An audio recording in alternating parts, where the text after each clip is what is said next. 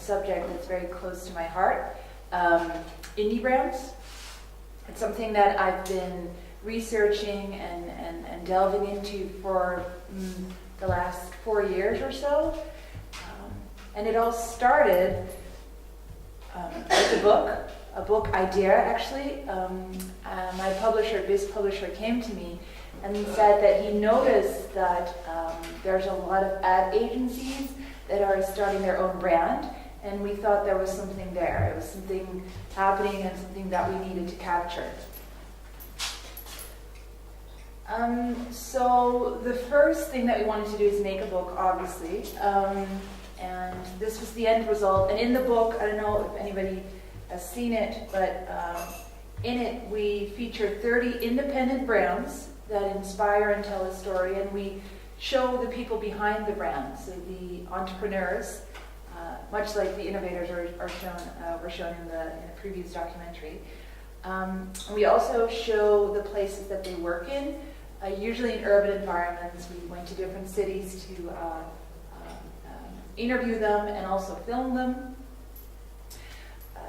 We show the environments they work in, because they tend to be environments that cater towards a creative mind. So we have Kessus Kramer's office on the left. We have Day office in Amsterdam as well. And we really wanted to feature that, as well as the inspiring items that they surround themselves with. So that was the premise of the book. And in total, some 30 brands made the book. Now, I researched many more brands, but along the way, some turned out to be not so indie after all. Some were sold and some went belly up, because, of course, by the time that I started researching this, the crisis was in full swing, which added another dimension to the whole thing. Different brands from all over the world. It's from Chile to France to Amsterdam and anywhere in between. Different size brands, so we have really one-man brand operations where people are working from their living room. But we also have a multi-million-dollar company like Threadless, a t-shirt company. And they produce widely different stuff. So we have people making t-shirts, sneakers, online portfolio tools, but also organic popcorn. Now, in deciding who gets to be in the book and who makes the cut, we had to put some criteria down. So these were the 3 criteria that I came up with. So an indie brand has to be independent in spirit, but also financially independent. They have to have a story that's worth sharing, and their marketing has to be up to par. It has to inspire. So we opted for a road trip, figuring, okay, we need to talk to these people, we need to meet them. So first thing we did is we packed the car, and I talk about we because I was there, the photographer was there, and a filmmaker. And we drove to Paris, our first stop. And there we met this guy, and what I want to do today is to introduce you to a couple of the people that I met and share their stories and the products that they make. This is Etienne de Zwart. He is a South African entrepreneur who now lives in Paris, and he has worked in the perfume industry for a few years now. And the perfume industry is a pretty traditional industry in that it caters towards the public and tries to please them with pleasing scents and with packaging that looks, easy on the eye. And what he does is something completely different. He has his own brand called Etat Libre d'Orange, which is French for the Orange Free State, which is actually where he comes from in South Africa. But it also this whole free state is also something that he creates in his own brand. He believes in creative freedom first and foremost. And so he'd rather please one person than 99, which is what other perfume brands might do. He sits in the Marais in Paris where he sells his perfumes, and his perfumes are difficult. And on paper, you think, how could this work? He brings people together and gives them complete creative freedom. And so they come up with scents like Fat Electrician, which smells like the sweat of a fat electrician. They have one that smells like an old prostitute. And they have one that's human secretion, so it's basically all the fluids that people produce, so sweat, saliva, and anything else. And that's combined in a scent. Now, again, on paper it doesn't work, and you might think, how will that smell? Well, some smell good, some smell a little bit less appealing. But the thing is, he doesn't care about that. He cares about pure creation and creating an environment where creative people can go all out and innovate. And he's doing really well for himself. And I, for one, loved his story because he walks the tightrope between creation and keeping a business alive. Because as fun as this is, he still needs to pay the rent for that office in Paris. He certainly has the connections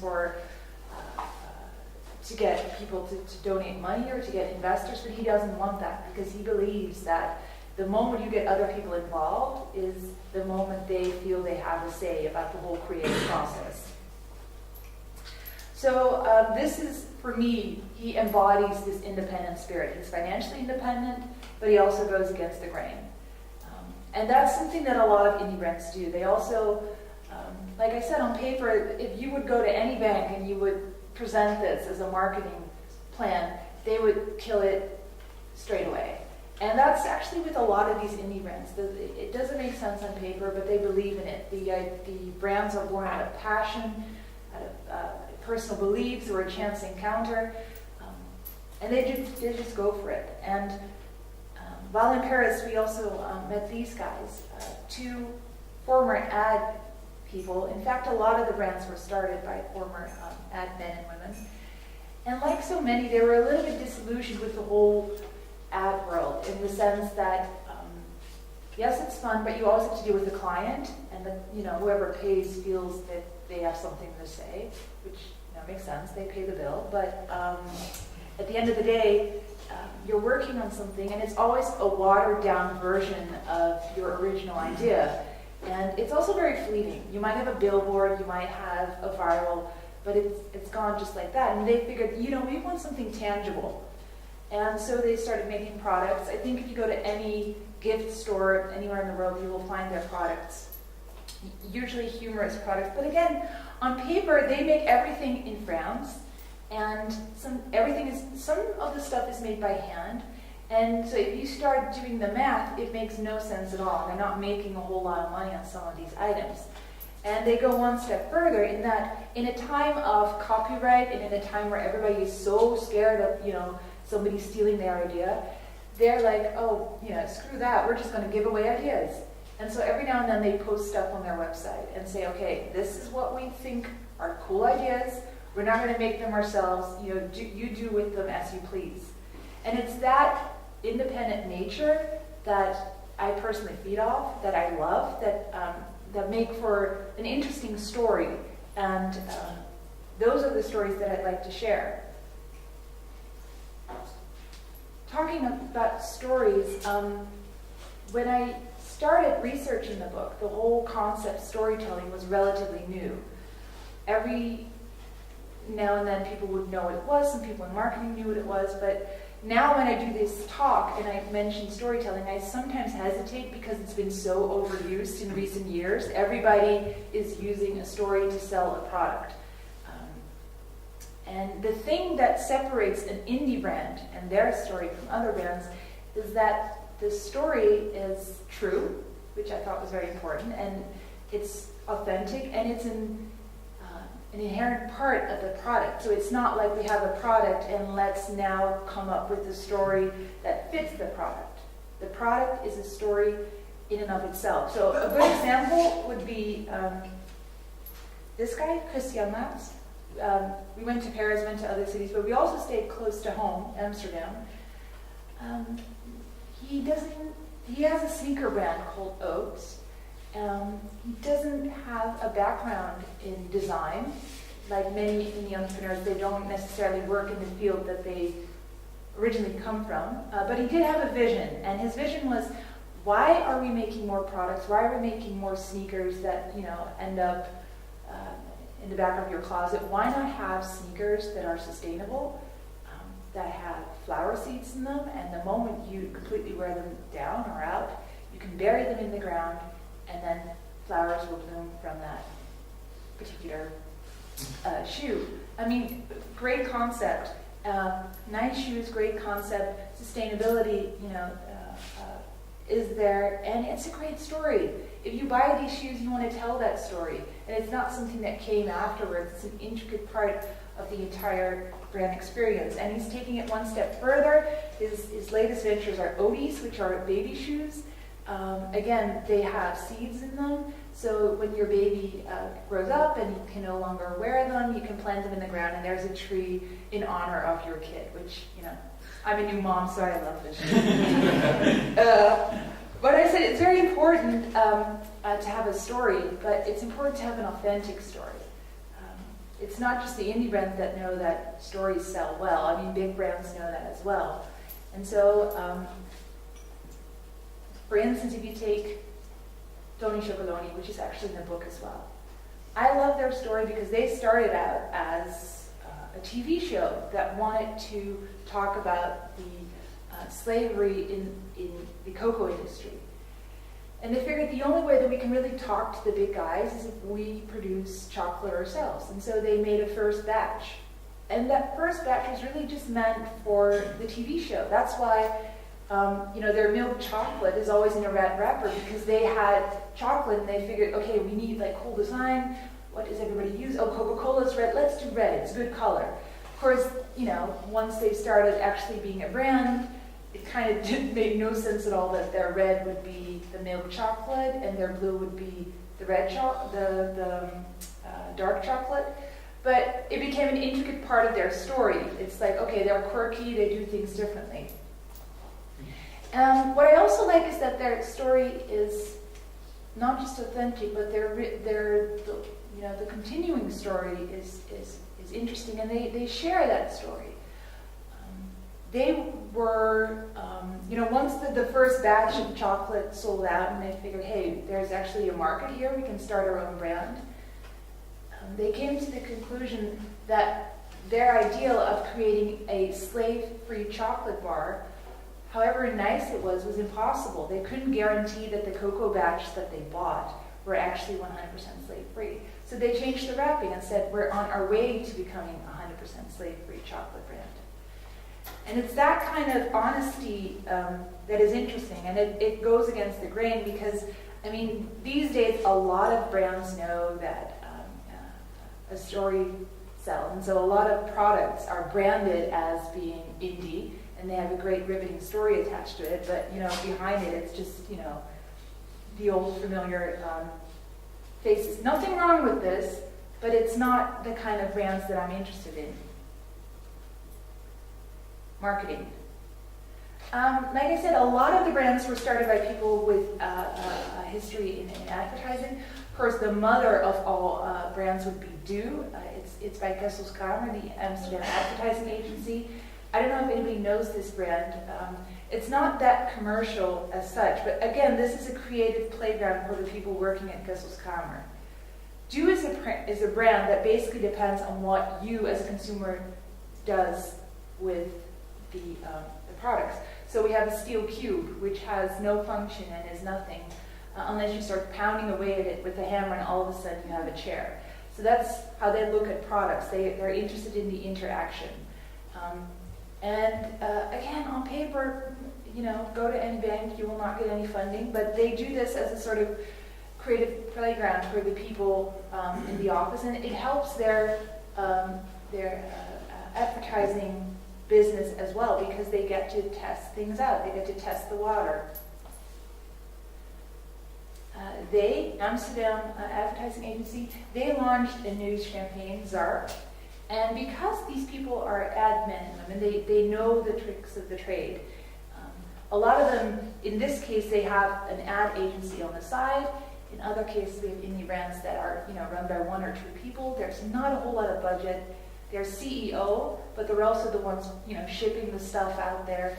So it's not as glamorous as it might seem. And they have to rely on goodwill, and they have to rely on free publicity. And so what these guys did was pretty brilliant. They came up with a champagne brand and thought, okay, when do people drink champagne? Well, in Holland, they might drink it, if you're lucky, you might get it on New Year's Eve. But other than that, nobody really, drinks it. And so they figured we need to have momentum. We need to be, in the press. And so they came up with a collection based on a fashion collection. Just like a fashion brand, they have new collections every season. And so they keep the momentum going. And again, you have the couture pieces that will draw the attention, and then you have the translation to the more, the high street version of that. Another example, John Doe, Amsterdam advertising agency, who made the Blijdorp Feyenoord commercial, amongst other things, just like Daddy, the TV one is also by them.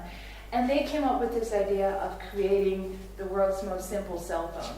So in a time of smartphones and gadgets and what have you, they figured we just want to have a phone that, you can call and you can hang up. And that's it. And against the grain, and again, it works. They've done really, really well for themselves. And what is interesting is sometimes these indie brands aren't catered towards the success that they are experiencing. So they thought, well, we might be selling 50 a week. But of course, we live in a hype culture, and if one blog picks it up, and then another one, and the ball starts rolling, and all of a sudden they're getting 50 requests an hour, and then you're dealing with a whole new set of rules. What do you do then? Do you start producing like a madman? Or do you say, okay, wait a minute, I want to have a sustainable brand. I do not want to just be a hype and people will have forgotten me in 3 months. The same happened with oat shoes. At one point, it exploded online. And he consciously made the decision, okay, I'm getting requests from Argentina and all over the world. I'm not going to do that. I have a long life ahead of me as a brand, and I cannot guarantee that the products that I get out there are of good quality if I start producing like a madman. And that's what I particularly like about these indie brands. I'm not just out there giving free publicity to brands or to products. What I like is the story and the evolution, and what I like is that they put creation and innovation before money. Of course, there's a constant tightrope that they have to walk because, at the end of the day, we all need to pay our rent. And so sometimes they do have to make, certain decisions, but they're honest about that, and I think that's important. And so besides the book, we also organize events where all these different brands and all these different entrepreneurs actually come. They tell their stories, they tell what the difficulties they might run into, and they learn from each other, which I think is great, and it also pushes innovation. If of course your motivation isn't money, if your motivation is creation, you can become an innovator, and you can come up with shoes that dissolve into thin air, and you can come up with a chocolate brand that is made without zero slavery. So besides the event, we also now, it has grown into something bigger. It started out as a book, then became something bigger with a blog, and we now also have different videos in which we follow different entrepreneurs.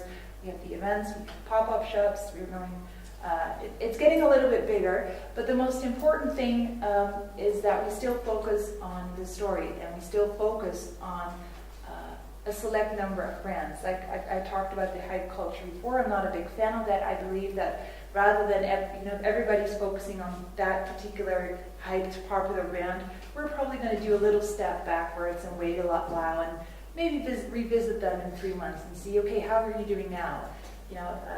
We don't want to buy into the marketing fluff.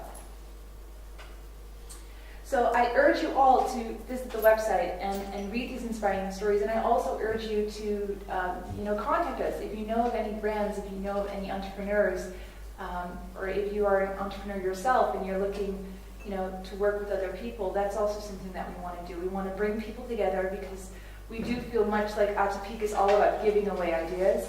We're all about giving away connections and bringing people together to create stories that inspire. So thanks for now. This is my small presentation, and I'm open for any questions, and thank you.